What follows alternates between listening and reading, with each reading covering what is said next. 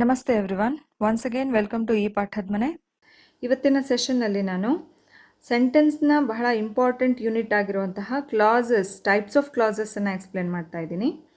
So types of ಕ್ಲಾಸಸ್ಗೆ ಹೋಗೋದಕ್ಕಿಂತ ಮುಂಚೆ ಕ್ಲಾಸ್ ಅಂದರೆ ಏನಂತ ನಾವು ಇನ್ನೊಂದ್ಸಲ ರೀಕಾಲ್ ಮಾಡೋಣ.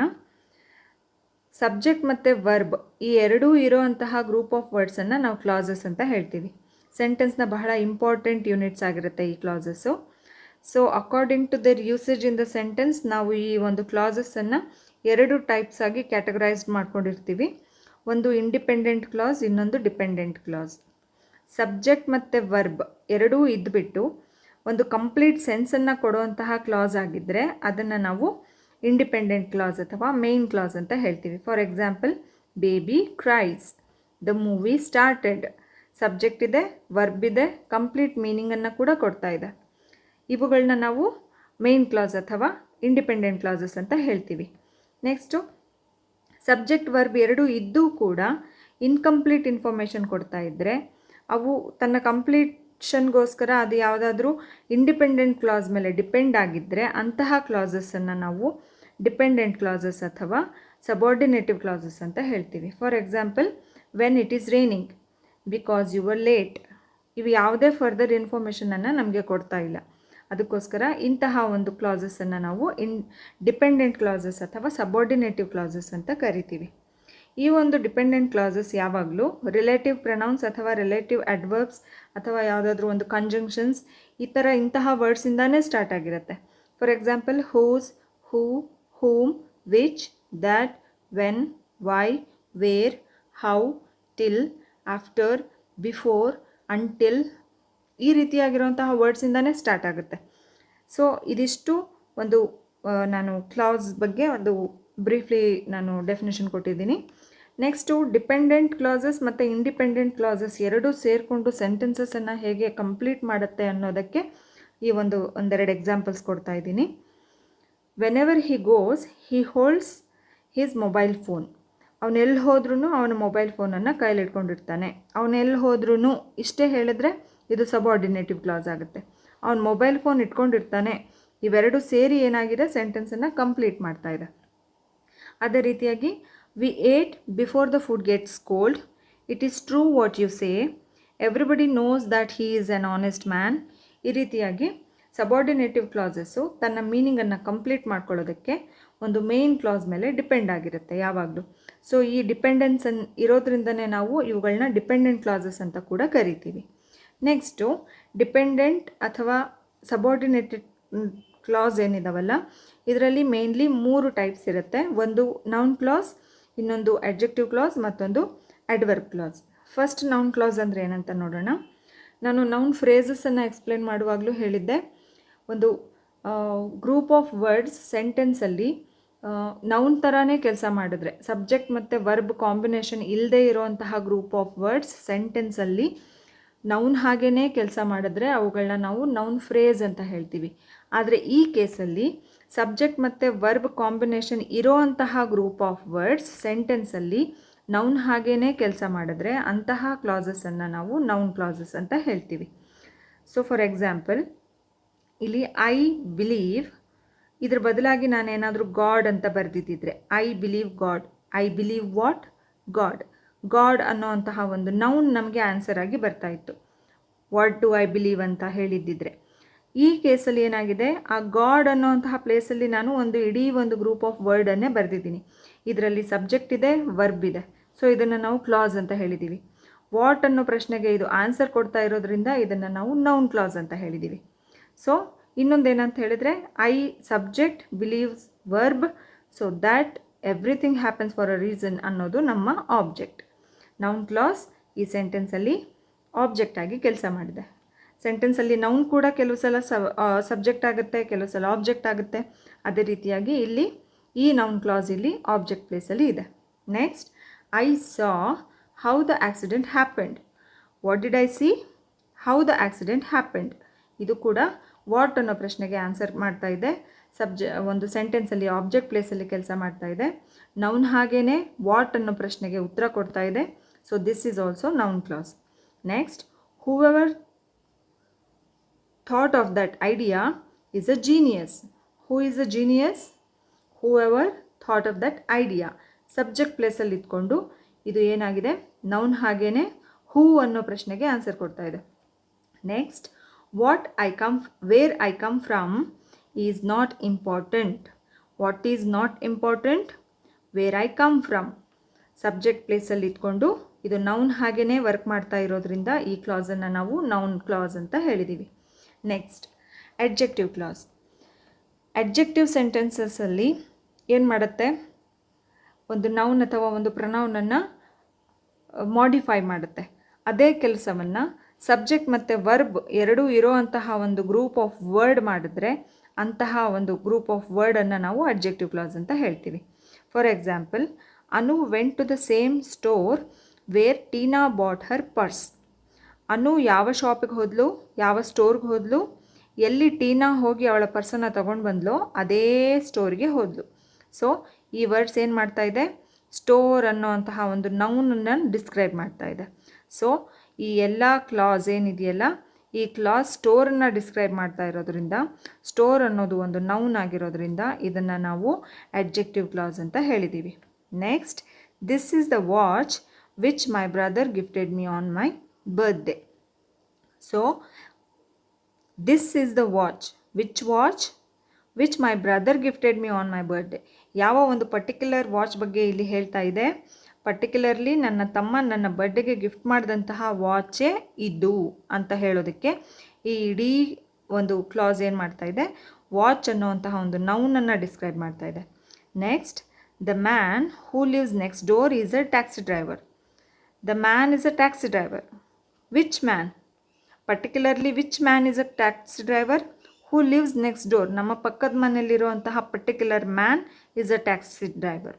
So who lives next door ಅನ್ನೋಂತಹ ಈ ವರ್ಡ್ಸ್ ಒಂದು ಮ್ಯಾನ್, ಒಂದು ನೌನನ್ನು ಡಿಸ್ಕ್ರೈಬ್ ಮಾಡ್ತಾ ಇರೋದ್ರಿಂದ ಇದು ನಮ್ಮ adjective class. Next, this is the park where we played. ಇದೇ ಆ ಪಾರ್ಕ್. ಯಾವ ಪಾರ್ಕ್? ನಾವು ಆಟ ಆಡಿರೋಂತಹ ಪಾರ್ಕ್. ಈ ಒಂದು ವೇರ್ ವಿ ಪ್ಲೇಡ್ ಅನ್ನೋಂತಹ ಒಂದು ಕ್ಲಾಸ್ ಏನಿದೆಯಲ್ಲ, ಇದು ಪಾರ್ಕ್ ಅನ್ನೋಂತಹ ಒಂದು ನೌನನ್ನು ಇಲ್ಲಿ ಡಿಸ್ಕ್ರೈಬ್ ಮಾಡ್ತಾ ಇದೆ. ಸೊ ಇವುಗಳನ್ನೆಲ್ಲ ನಾವು ಅಡ್ಜೆಕ್ಟಿವ್ ಕ್ಲಾಸಸ್ ಅಂತ ಹೇಳಿದ್ದೀವಿ. Next, adverb class. ಅಡ್ವರ್ಬ್ ಏನು ಮಾಡುತ್ತೆ ಸೆಂಟೆನ್ಸಲ್ಲಿ, ಯಾವುದಾದ್ರೂ ಒಂದು ಆ್ಯಕ್ಷನನ್ನು ಅಥವಾ ಒಂದು ಆಡ್ಜೆಕ್ಟಿವನ್ನು ಅಥವಾ ಒಂದು ಇನ್ನೊಂದು ಅಡ್ವರ್ಬನ್ನು ಡಿಸ್ಕ್ರೈಬ್ ಮಾಡುತ್ತೆ. ಸೊ ಅದೇ ಕೆಲಸವನ್ನು ಒಂದು ಅಡ್ವರ್ಬ್ ಕ್ಲಾಸ್ ಕೂಡ ಮಾಡುತ್ತೆ. ಒಂದು ಗ್ರೂಪ್ ಆಫ್ ವರ್ಡ್, ಸಬ್ಜೆಕ್ಟ್ ಮತ್ತು ವರ್ಬ್ ಎರಡೂ ಇರುವಂತಹ ಒಂದು ಗ್ರೂಪ್ ಆಫ್ ವರ್ಡ್ ಅಡ್ವರ್ಬ್ ಥರನೇ ಸೆಂಟೆನ್ಸಲ್ಲಿ ಒಂದು ಆ್ಯಕ್ಟ್ ಮಾಡಿದ್ರೆ ಅಂತಹ ಒಂದು ಕ್ಲಾಸನ್ನು ನಾವು ಅಡ್ವರ್ಬ್ ಕ್ಲಾಸ್ ಅಂತ ಹೇಳ್ತೀವಿ. ಫಾರ್ ಎಕ್ಸಾಂಪಲ್, ಇಲ್ಲಿ ಟಯರ್ಡ್ ಅನ್ನೋವಂತಹ ಒಂದು ಅಡ್ಜೆಕ್ಟಿವನ್ನು ದ್ಯಾಟ್ ಐ ಕ್ಯಾನ್ಟ್ ವಾಕ್ ಅನ್ನೋವಂತಹ ಒಂದು ಗ್ರೂಪ್ ಆಫ್ ವರ್ಡ್ ಡಿಸ್ಕ್ರೈಬ್ ಮಾಡ್ತಾ ಇದೆ. ಐ ಆಮ್ ಸೋ ಟಯರ್ಡ್, ಒಂದು ರಿಸಲ್ಟ್ ಹೇಳ್ತಾ ಇದೆ. ಸೋ ಟಯರ್ಡ್ ಆಗಿರೋದ್ರಿಂದ ನನ್ನ ಕೈಯಲ್ಲಿ ನಡೆಯೋಕ್ಕಾಗ್ತಾ ಇಲ್ಲ. ಅಡ್ಜೆಕ್ಟಿವನ್ನು ಡಿಸ್ಕ್ರೈಬ್ ಮಾಡ್ತಾ ಇರೋವಂತಹ ಈ ಗ್ರೂಪ್ ಆಫ್ ವರ್ಡನ್ನು ನಾವು ಅಡ್ವರ್ಬ್ ಕ್ಲಾಸ್ ಅಂತ ಹೇಳಿದ್ದೀವಿ. Next, I sing because it makes me feel good. ನನ್ನ ಸಿಂಗಿಂಗಿಗೆ ಒಂದು ರೀಸನನ್ನು ಕೊಡ್ತಾ ಇರುವಂತಹ ಈ ವರ್ಡ್ಸ್ ಏನಿದೆಯಲ್ಲ, because it makes me feel good, this is describing my singing. Singing is an action word. So this is also adverb class. Next, before you leave, please turn off the lights.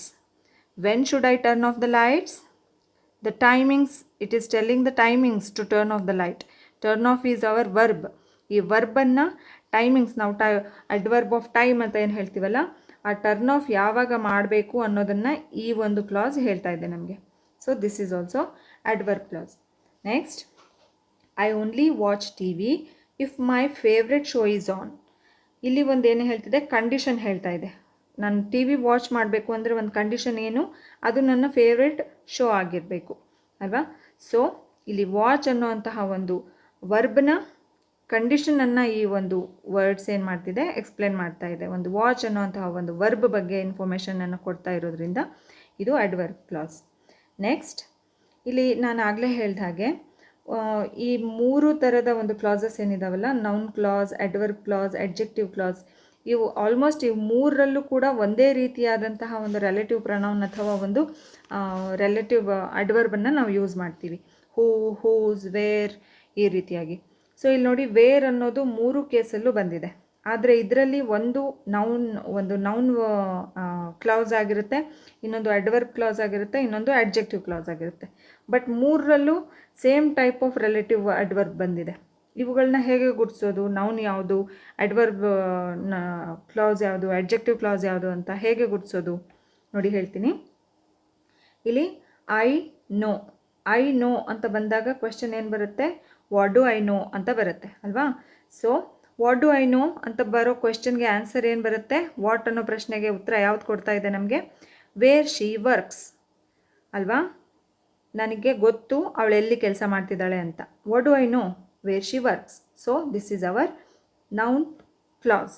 Next ಅದೇ where she works ಅನ್ನೋ word ಇಲ್ಲಿ ಈ ಸೆಂಟೆನ್ಸಲ್ಲಿ ಏನು ಕೆಲಸ ಮಾಡ್ತಾ ಇದೆ, ಒಂದು particular place ಬಗ್ಗೆ ಹೇಳ್ತಾ ಇದೆ. ಐ ನೋ ದ ಪ್ಲೇಸ್, ನನಗೆ ಒಂದು ಪ್ಲೇಸ್ ಗೊತ್ತು. ಯಾವ ಪ್ಲೇಸ್ ಗೊತ್ತು, ವೇರ್ ಶಿ ವರ್ಕ್ಸ್, ಅವಳು ಎಲ್ಲಿ ಕೆಲಸ ಮಾಡ್ತಿದ್ದಾಳೆ ಅನ್ನೋ ಪ್ಲೇಸ್ ನನಗೆ ಗೊತ್ತು. ಪರ್ಟಿಕ್ಯುಲರ್ ಆಗಿ ಆ ಪ್ಲೇಸ್ ಬಗ್ಗೆ ಎಕ್ಸ್ಪ್ಲೇನ್ ಮಾಡ್ತಾ ಇರೋದ್ರಿಂದ ಇದನ್ನು ನಾವು ಅಡ್ಜೆಕ್ಟಿವ್ ಫ್ರೇಸ್ ಅಂತ ಹೇಳ್ತೀವಿ, ಅಡ್ಜೆಕ್ಟಿವ್ ಕ್ಲಾಸ್ ಅಂತ ಹೇಳ್ತೀವಿ.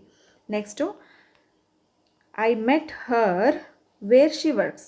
ಇದರಲ್ಲಿ ಈ ವೇರ್ ಶಿ ವರ್ಕ್ಸ್ ಅನ್ನೋದು ಏನು ಹೇಳ್ತಾ ಇದೆ, ಮೆಟ್ ಅನ್ನೋಂತಹ ಒಂದು ವರ್ಬ್ ಬಗ್ಗೆ ಹೇಳ್ತಾ ಇದೆ. ನಾನು ಅವಳನ್ನು ಎಲ್ಲಿ ಮೀಟ್ ಆದೆ, ವೇರ್ ಶಿ ವರ್ಕ್ಸ್, ಅವಳು ಕೆಲಸ ಮಾಡುವಂತಹ ಜಾಗದಲ್ಲೇ ನಾನು ಅವಳನ್ನು ಮೀಟ್ ಮಾಡಿದೆ. ಸೊ ಮೆಟ್ ಅನ್ನುವಂತಹ ವರ್ಬನ್ನು ಡಿಸ್ಕ್ರೈಬ್ ಮಾಡ್ತಾ ಇರೋದ್ರಿಂದ ಅದೇ ವೇರ್ ಶಿ ವರ್ಕ್ಸ್ ಅನ್ನುವಂತಹ ಕ್ಲಾಸ್ ಇಲ್ಲಿ ಅಡ್ವರ್ಬ್ ಕ್ಲಾಸ್ ಆಗಿದೆ. ಇಲ್ಲಿ ನೌನ್ ಕ್ಲಾಸ್ ಆಗಿದೆ, ಇಲ್ಲಿ ಅಡ್ಜೆಕ್ಟಿವ್ ಕ್ಲಾಸ್ ಆಗಿದೆ, ಇಲ್ಲಿ ಅಡ್ವರ್ಬ್ ಕ್ಲಾಸ್ ಆಗಿದೆ. ಅಕಾರ್ಡಿಂಗ್ ಟು ದ ಯೂಸೇಜ್, ಆ ಸೆಂಟೆನ್ಸಲ್ಲಿ ಆ ಒಂದು ಕ್ಲಾಸ್ ಏನು ಕೆಲಸ ಮಾಡ್ತಾ ಇದೆ, ಯಾವ ಆ್ಯಕ್ಷನನ್ನು ಪರ್ಫಾರ್ಮ್ ಮಾಡ್ತಿದೆ ಅನ್ನೋದ್ರ ಮೇಲೆ ನಾವು ಅದನ್ನು ನೌನ್ ಕ್ಲಾಸಾ, ಅಡ್ಜೆಕ್ಟಿವ್ ಕ್ಲಾಸಾ ಅಥವಾ ಅಡ್ವರ್ಬ್ ಕ್ಲಾಸಾ ಅಂತ ಡಿಸೈಡ್ ಮಾಡಬೇಕಾಗುತ್ತೆ. ನೆಕ್ಸ್ಟ್ ಎಕ್ಸಸೈಸ್ ನೋಡಿ. ಇಲ್ಲಿ what she wares is her choice. What is her choice, what she wares. What she wares is a subject, is a verb, Har choice is an object. So ಇಲ್ಲಿ subject ಪ್ಲೇಸಲ್ಲಿ ಒಂದು noun class ಏನು ಮಾಡ್ತಿದೆ, noun ಥರನೇ work ಮಾಡಿಕೊಂಡು ಇಲ್ಲಿ subject ಪ್ಲೇಸಲ್ಲಿ ಇದೆ. Next I like to watch movies which makes me laugh.